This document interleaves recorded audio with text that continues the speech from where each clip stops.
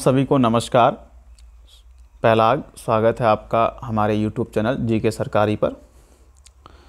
उत्तराखंड सामान्य ज्ञान सीरीज का आज ये तीसरा वीडियो है। चलिए शुरू करते हैं फिर। पहला प्रश्न है, Uttarakhand metro rail corporation limited का गठन किस वर्ष किया गया? ऑप्शन है आपके सामने 23 मार्च 17 को, 15 अगस्त 15 को, या 10 अक्टूबर 20 को, या 23 जुलाई 22 को। तो कब किया गया? सही उत्तर आपका A, Uttarakhand metro rail corporation limited का गठन 23 मार्च 17 में किया गया था। अगला 52वां प्रश्न आपका, गबलादेव महोत्सव का आयोजन किस जनपद में किया जाता है? और इसी गबलादेव महोत्सव के दौरान उस जनपद में खेल नामक गीत भी गाए जाते हैं। ठीक है, तो ऑप्शन है पिथौरागढ़, अल्मोड़ा, चंपावत, बागेश्वर। तो आपका सही उत्तर है ए। ठीक है, पिथौरागढ़ जनपद में गबलादेव महोत्सव का आयोजन किया जाता है। ठीक है, चलिए 53वां प्रश्न है, चंपावत से प्राप्त खेती खान ताम्र अभिलेख का संबंध किससे है? ठीक है, और ये खेती खान आपका चंपावत में, वहीं पर आपका खेती खान का सूर्य मंदिर भी है। तो सही उत्तर है इसमें आपका रतनचंद। ठीक है, रतनचंद का खेती खान से ये ताम्रपत्र प्राप्त हुआ है। अगला प्रश्न है, फड़कानौली शिलाश्रय की खोज डॉक्टर यशोधर मठपाल द्वारा कब की गई थी? ठीक है, फड़कानौली आपका अल्मोड़ा में स्थित है आपका ये। तो ऑप्शन 82, 83, 84, 85 इनमें से किस वर्ष डॉक्टर मठपाल ने फड़कानौली की खोज करी? सही उत्तर है आपका डी, 1985 में डॉक्टर यशोधर मठपाल द्वारा फड़कानौली की खोज की गई। अगला 55वां प्रश्न है, कश्मीर के बुर्ज होम जैसी समाधियां कहाँ से प्राप्त हुई हैं? तो बुर्ज होम क्या होते हैं? आपके गर्तावास होते हैं, अंडरग्राउंड घर होते हैं, अंडरग्राउंड। ठीक है, गर्तावास इनको बोलते हैं। तो इस प्रकार की समाधियां उत्तराखंड में कहाँ से मिली हैं? ऑप्शन मलारी, देवीधुरा, टनकपुर या काशीपुर। सही उत्तर आपका देवीधुरा से। ठीक है, तो कश्मीर के बुर्ज होम जैसी समाधियां हमको देवीधुरा से प्राप्त हुई हैं। 56वां प्रश्न है, पौरव वंश के शासन प्रबंध के संदर्भ में क्या सही नहीं है? ठीक है, तो ये नहीं है को आप जब सही से पढ़ें, आप अगर पेपर देते हैं, पेपरों में कई बार ये गलतियां हो जाती है कि नहीं पढ़ा आप लोगों ने और सीधे है पढ़ लिया, तो उससे आप उत्तर दे आते हैं। ठीक है, तो इसे पूछा है नहीं है। ठीक है, शासन प्रबंध के बारे में। तो पौरवों ने हर्ष के शासन व्यवस्था को अपनाया था। ठीक है, तो ठीक है, ये तो सत्य कथन है कि हर्ष की शासन व्यवस्था को इन लोगों ने अपनाया था। ये अपने आप को गौ ब्राह्मण हितैषी कहलाना पसंद करते थे, यह भी सत्य है। राजा जिस स्थान पर अपने परिवार के साथ रहता था उसे कोट का मतलब है यहाँ पर किला। ठीक है, जिसका अधिकारी कोटाधिकरण होता था। ठीक है, यह भी सत्य कथन है। शासन व्यवस्था निरंकुश थी। ठीक है, तो ये इसमें गलत है आपका। तो सही क्या नहीं है? डी सही नहीं है, क्योंकि यहां पर शासन व्यवस्था निरंकुश नहीं थी। अगला प्रश्न आपका, वंशी नारायण मंदिर किस घाटी में स्थित है? ठीक है, वंशी नारायण आपका चमोली में स्थित है। तो इसमें ऑप्शन नीति घाटी, माड़ा, ब्यास, उर्गम। सही उत्तर आपका डी, वंशी नारायण का मंदिर उर्गम घाटी में स्थित है। इसके अलावा नीति घाटी चमोली में, माड़ा चमोली में, लेकिन ब्यास घाटी आपकी पिथौरागढ़ में स्थित है। ठीक है, 58वां प्रश्न आपका, निम्न में से सीरा के अंतर्गत कौन से क्षेत्र शामिल थे? सीरा जो क्षेत्र था उसमें कौन कौन से क्षेत्र शामिल थे? तो इसमें आपका जोहार घाटी का क्षेत्र शामिल था, अस्कोट गंगोली का क्षेत्र शामिल था, सोर का क्षेत्र था, लेकिन दून घाटी का क्षेत्र शामिल नहीं था। ये आपका देहरादून में पड़ता है, बाकी ये सब आपके पिथौरागढ़ में स्थित है। ठीक है, सही उत्तर आपका इसमें सी, 2, 3, 4। ठीक है, अगला प्रश्न आपका 59वां, चंद शासक बाज बहादुर चंद के समय चंद एवं पवार राज्यों के संबंध में निम्न में से क्या सही नहीं है? ठीक है, पवारों और चंदों के बारे में बताना है, और बाज बहादुर चंद का कार्यकाल था उस समय, जिसमें जैसा क्वेश्चन पूछ रहा है। तो जब बाज बहादुर चंद तिब्बत के अभियान पर गया था, तो इस समय यहाँ पर पवार राजा ने चंद राज्य पर आक्रमण किया। यह भी सही बात है। पवारों को कत्यूरी राजा का सहयोग मिला था, यह भी सही है। तिब्बत अभियान के बाद बाज बहादुर ने पवारों को पराजित किया और युद्ध हर्जाना भी उनसे वसूल किया, यह भी सही है। इसी समय बाज बहादुर चंद्र ने श्रीनगर पर सदैव के लिए अधिकार कर लिया। ठीक है, तो सदैव के लिए अधिकार नहीं किया, इसलिए कथन यहाँ पर गलत है। ठीक है, चलिए अगला पढ़ते हैं। 60वां प्रश्न आपका, पिथौरागढ़ में शिवलिंगों का संग्रहालय किसे कहा जाता है?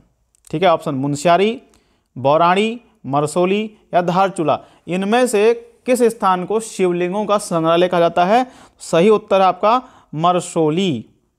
ठीक है, सी, मरसोली को शिवलिंगों का संग्रहालय कहा जाता है। 61वां प्रश्न आपका, किस व्यक्ति को 2021 में पैराशूटिंग के कोच के लिए द्रोणाचार्य पुरस्कार से सम्मानित किया गया? ठीक है, पैराशूटिंग कोच के लिए द्रोणाचार्य पुरस्कार दिया गया। ऑप्शन अनिल चंद्र पुनेठा, अनूप साहा, जयप्रकाश नौटियाल या हरिदत्त कापड़ी। तो सही उत्तर आपका सी, जयप्रकाश नौटियाल को पैराशूटिंग के कोच के लिए द्रोणाचार्य पुरस्कार दिया गया था। 62वां प्रश्न है, वाडिया संस्थान के अनुसार राज्य में भूकंप की दृष्टि से सर्वाधिक संवेदनशील जिले कौन से हैं?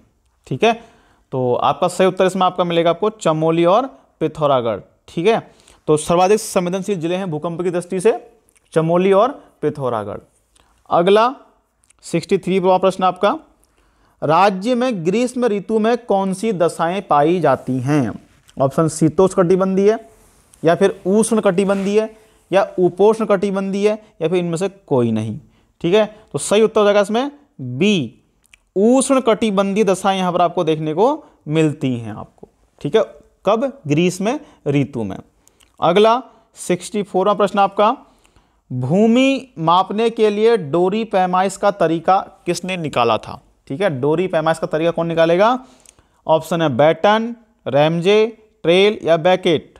सही उत्तर है आपका बैकेट के द्वारा डोरी पैमाइश का तरीका निकाला गया था भूमि को नापने के लिए। ठीक है, या कल वो क्वेश्चन घुमा सकता है कि डोरी पैमाइश क्या है। ठीक है, तो भूमि मापने की एक तरीका है, कौन निकालेगा इसको? बैकेट निकालेगा। ठीक है, सही उत्तर आपका डी। अगला प्रश्न है 65 में आपका, कुमाऊं अ पर्सपेक्टिव नामक पुस्तक किसने लिखी है? Kumaon a perspective. Option Chintamani Paliwal, Devkinandan Pande, Babu Ram Singh या आर.एस. टोलिया। तो सही उत्तर है आर.एस. टोलिया। रघुनंदन सिंह टोलिया के द्वारा कुमाऊं अ पर्सपेक्टिव नामक पुस्तक लिखी गई है। किसने? आर.एस. टोलिया। इनका पूरा नाम है रघुनंदन सिंह टोलिया। ठीक है, अगला 66वां प्रश्न आपका, राज्य से संबंधित प्रथम पुरातात्विक खोज किसे माना जाता है? ठीक है, कौन सी खोज प्रथम थी इनमें से? ठीक है, ऑप्शन देवीधुरा के कप मार्क्स को, या चमोली के मलारी को, या चमोली के गोरखा उड्यार को, या अल्मोड़ा के लाखू उड्यार को, इनमें से किसको प्रथम पुरातात्विक खोज माना जाता है? तो सही उत्तर ए है आपका। ठीक है, 1856 में आपकी खोज की जाती है। ठीक है, अगला प्रश्न है आपका 67वां, सत्य कथन है। दो स्टेटमेंट दिए, बताना आपको सत्य कौन सा है। झारखंडी देवी का मंदिर और अलख देवी का मंदिर उधम सिंह नगर में स्थित है। क्या सही है ये? झारखंडी देवी और अलख देवी का मंदिर, तो दोनों सत्य हैं आपके। पभय का भवनादित्य मंदिर और क्यार्क का सूर्य मंदिर दोनों दो अलग अलग जनपदों में स्थित हैं। पभय का स्टेटमेंट ऐसे पढ़ लीजिएगा इसको, पभय का भवनादित्य मंदिर और क्यार्क का सूर्य मंदिर दो अलग अलग जनपदों में स्थित है। तो पभय का आपका कहाँ है? पिथौरागढ़ में हो गया, क्यार्क का आपका पौड़ी में हो गया। ठीक है, तो दोनों अलग अलग जनपदों में है, तो एक स्टेटमेंट भी सही है। तो इसमें दोनों सत्य हैं कथन। ठीक है, दोनों सत्य हैं। अगला 68वां प्रश्न है, देहरादून से प्रकाशित होने वाला पहला आंग्ल भाषी समाचार पत्र कौन सा था? ऑप्शन कॉस्मोपेलिटन या मेफिसलाइट या द ईगल या फिर हिल्स। इसमें से कौन सा पत्र देहरादून से प्रकाशित होने वाला पहला आंग्ल भाषी समाचार पत्र था? सही उत्तर आपका कॉस्मोपेलिटन। ठीक है, ए आपका इसमें सही है। अगला 69वां प्रश्न आपका, ट्रांस हिमालय पर्वत श्रेणी के संदर्भ में निम्न कथनों पर विचार करें और सत्य कथनों का चयन करें। ठीक है, ट्रांस हिमालय के बारे में सत्य कथनों का हमको चयन करना है। तो यह हिमालय पर्वत श्रेणियों के सबसे उत्तर में स्थित है। ठीक है, तो सत्य है आपका। ठीक है, सबसे ऊपर आपका ट्रांस आता है ना, फिर आपका महान हिमालय, फिर मध्य हिमालय, फिर दून घाटी, फिर शिवालिक, फिर भाबर, फिर तराई। ठीक है, फिर आपका गंगा का मैदान। इसका अंतिम उत्थान क्रेटिशियस टर्शियरी काल में तक हुआ। ठीक है, तो ये भी सत्य है कि जो उसका उत्थान था क्रेटिशियस और टर्शियरी काल तक हुआ था। यह हिमालय की सबसे प्राचीन श्रेणी है, ये भी सही है। यहाँ पर हिमालय की अन्य श्रेणियों की अपेक्षा अधिक वर्षा होती है। तो ऐसा नहीं होता है, शिवालिक में सबसे अधिक वर्षा होती है, यहाँ पर नहीं होती है। इसमें 1, 2, 3 आपका सही है। ठीक है, सर्वाधिक वर्षा कहाँ होती है? शिवालिक हिमालय में। अगला 70वां प्रश्न आपका, ब्रिटिश कुमाऊं गढ़वाल किसकी पुस्तक है? ब्रिटिश कुमाऊं गढ़वाल। ठीक है, सही उत्तर आपका सी, रघुनंदन सिंह टोलिया की, RS टोलिया, ब्रिटिश कुमाऊं गढ़वाल इनकी पुस्तक है।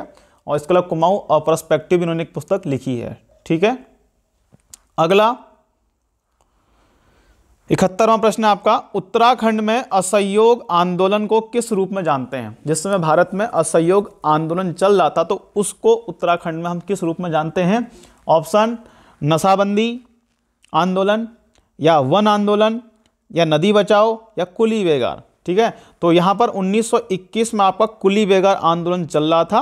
ठीक है, तो असहयोग आंदोलन को यहाँ पर कुली बेगार आंदोलन के रूप में जाना जाता है।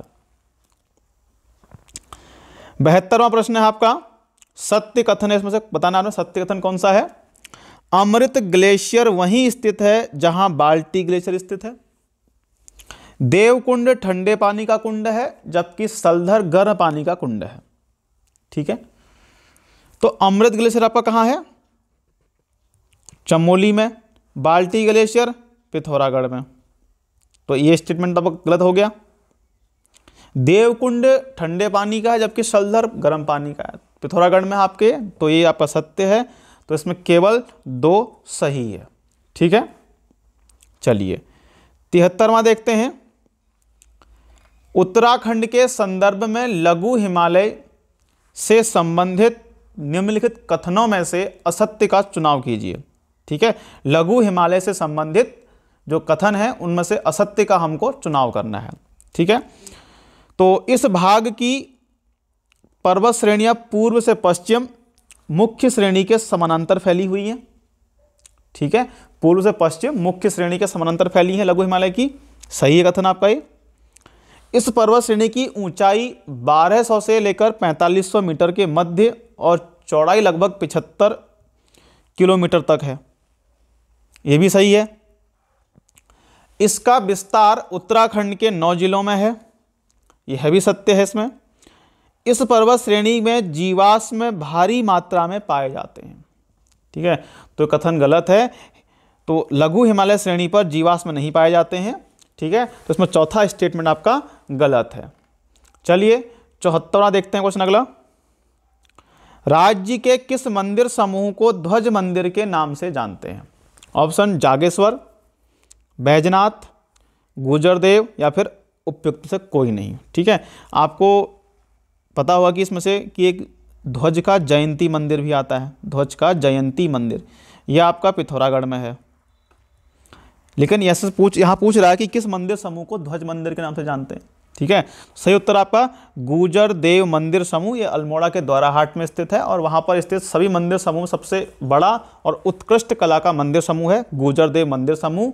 इसी को ध्वज मंदिर के नाम से जानते हैं। ठीक है, आज का लास्ट प्रश्न है, निम्नलिखित में से किसने अपनी पुस्तक में पर्वत क्षेत्रों में हाथ से बने कागज के प्रयोग का वर्णन किया है? किसने अपनी पुस्तक में पर्वत क्षेत्रों में हाथ से बने कागज के प्रयोग का वर्णन किया है? ऑप्शन, विल्सन, वाल्टन, पर्सी विंडम, या ई शेरमन ओकले। तो सही उत्तर है इसमें वाल्टन ने अपनी पुस्तक में पर्वतीय क्षेत्रों में हाथ से बने कागज के प्रयोग का वर्णन किया है। ठीक है, चलिए फिर आज के लिए काफ़ी हो गया। और यदि इस PDF को आप बाद में लगाना चाहते हैं तो हमारे टेलीग्राम ज्वाइन ग्रुप से इसको ले सकते हैं। चलिए फिर आज के लिए काफ़ी है।